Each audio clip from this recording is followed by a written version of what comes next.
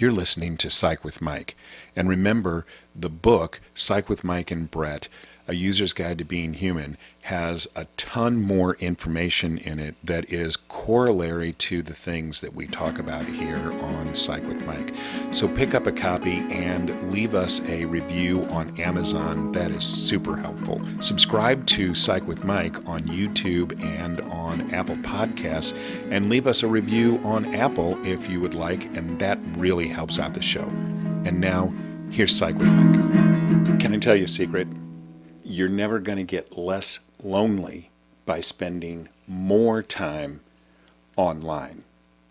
Hey Psychonauts, welcome into the Psych with Mike library. I am your host, Dr. Michael Mahan, and I say that to address a problem that has become an epidemic in the United States and really all over the world.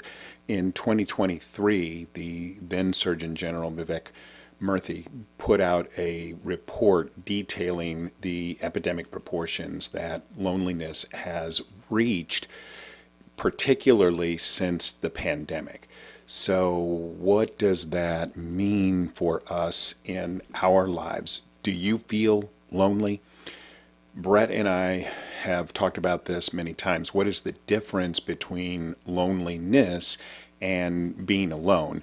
And the difference is loneliness is a perception of lack of connection, of isolation. Being alone just means there aren't any people around. So you can be alone and not be lonely. And you can be in the middle of Times Square on Christmas Eve or New Year's Eve, where there's 2 million people standing around you, and be completely lonely. So the thing we have to understand is how we get lonely in the first place, and we get lonely because we don't feel connected. The University of Michigan has been doing a study of adolescents for many, many years, since well before I ever started studying psychology back in the 1980s. And one of the things that they have talked about is that loneliness in adolescence began to be something that was on their radar and became a concern in 2011. And why is 2011 so incredibly important? That is because that's the year when the number of individuals in the United States reached more than 50%. So in 2011, only 23% of all teenagers owned a smart device. Today, that is 95%. And since that artifact of loneliness began to be something that was showing up in the Monitoring the Future study, it has only skyrocketed. It's exponentially exploded. And so this is a correlational study, and full disclosure, on my show, we believe in science. In my practice, I believe in science. Even though science isn't perfect, sometimes people do science and they come out with the wrong answer, or sometimes people are motivated by agendas and the science that they produce is biased. I'm not going to say that that has never happened, but I am going to tell you that I believe in science. I grew up being educated by people who taught me to believe in science. And what science tells us is that correlation does not infer causality. So we can't say one thing causes something else just because they both happen at the same time. But in this period from 2011 to 2025, we've seen an exponential explosion in the number of individuals who own smart devices and an increase in loneliness. Those things are probably not a coincidence. That doesn't mean that just because you own a smartphone that you're automatically lonely. But what it does mean is that if you have a smartphone in your pocket, then it becomes very easy to use that smartphone and to begin to use it excessively. So nowadays we see that the average teen in our society is spending between 8 and 10 hours of recreational screen time every day. So let's make a distinction between what we mean by recreational and non-recreational screen time. If you are sending an email to your boss, that is non-recreational screen time. If you are perusing Facebook and liking the pictures of your friends, that is recreational screen time. So we have to think in terms of recreational screen time. If your children are using the interwebs exclusively to do their homework, that's probably not particularly harmful. But if they are spending great swaths of time online to try and satisfy their need for social connection, then that is a problem. Most research has indicated that about 4 hours of recreational screen time is the cutoff. So below 4 hours, we don't see a lot of significant problems, and greater than 4 hours, we see an explosion of problems, including depression, loneliness, and suicidal ideation. So we have these kids that are spending twice as much screen time. And oh, by the way, the American Academy of Pediatrics says that the screen time of adolescents is recommended to be limited to 2 hours or less of recreational screen time. So they're even more conservative than the numbers that I am using.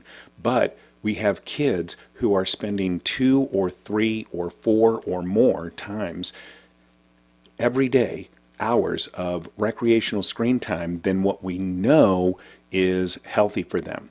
So that's the first thing that we need to think about, is how much time are we spending online? How much time are our children spending online?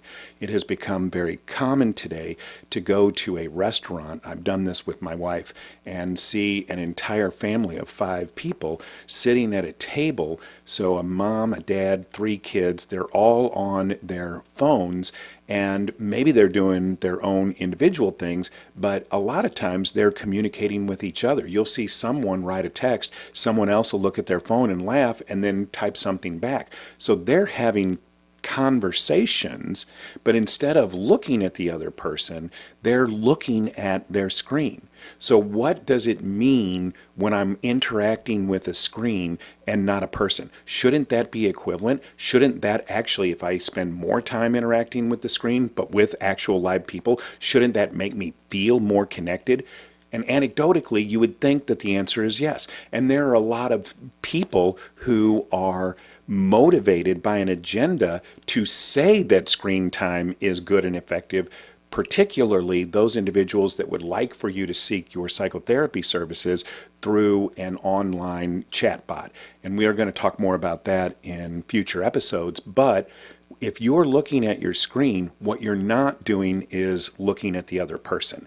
If you're not looking at the other person, then you are not receiving all of the information that is coming through their nonverbal communication, their nonverbal behaviors. So if I'm not looking at the other person and I'm missing all of that nonverbal information, I tell people that more than 80%, probably closer to 95% of all communication is nonverbal. People can contest that, but the truth is you are losing something when you're not looking at that person. For me, what you are losing is the empathetic connection. So you can't really have empathy when you are communicating with someone online, or it's certainly much more difficult. And if you do have empathy, it's based on a projection. So there's a biological theory of empathy that talks about these neurons that are mapped on your left temporal lobe, the left side of your brain, called mirror neurons, that allow you to mimic a behavior after a single experience of that behavior. So this is something that has been great for human beings in our evolutionary history, but it's also the biological foundation for the explanation of empathy. When I look at another person, I can read both their nonverbal behavior and also their micro expressions, or expressions that pass across the human facial features in less than 1/10 of a second. When I'm not looking at the person, I miss all of that information. It appears that that is the very information that allows us to feel connected, and that in the absence of that information, we don't feel as connected. And this is the thing that has really driven this home for me more than anything else.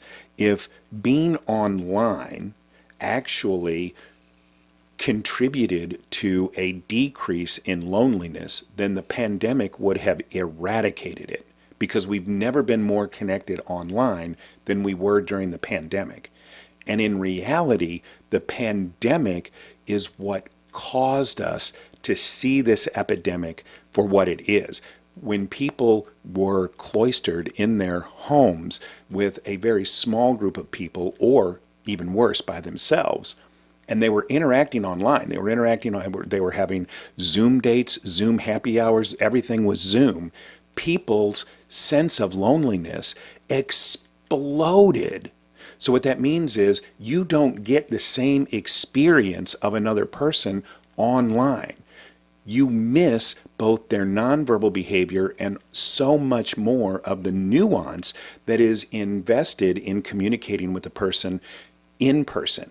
And that should be a serious red flag for everybody who is being conditioned to believe that doing therapy online is both effective and possibly even better than seeing a person in person. That's simply not true.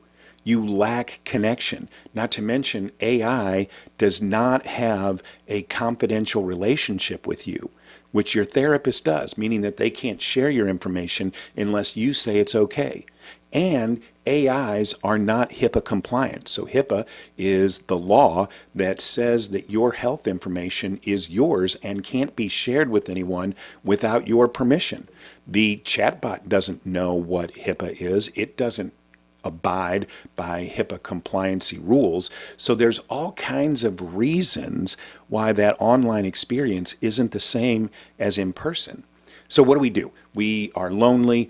We recognize, let's say for the sake of argument, that being online is not a substitute for in-person communication. So if I'm lonely, then what I know I need to do is find opportunities to be with people in person.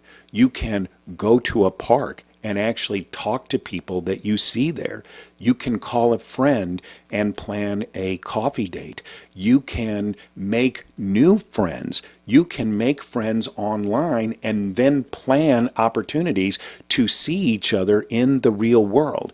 The point being that we have to be focused on in-person, one-to-one communications and interactions, and that is the only way that we're ever going to reduce loneliness in our society. Remember, we have a book out, Psych with Mike and Brett, A User's Guide to Being Human. It is chock full of super fantastic information, and I would wish that everybody would pick up a copy. I will leave a link below for the Amazon connection to that book. The music that appears in Psych with Mike is written and performed by Mr. Benjamin DeClue, and as always, if it's Friday, it's Psych with Mike.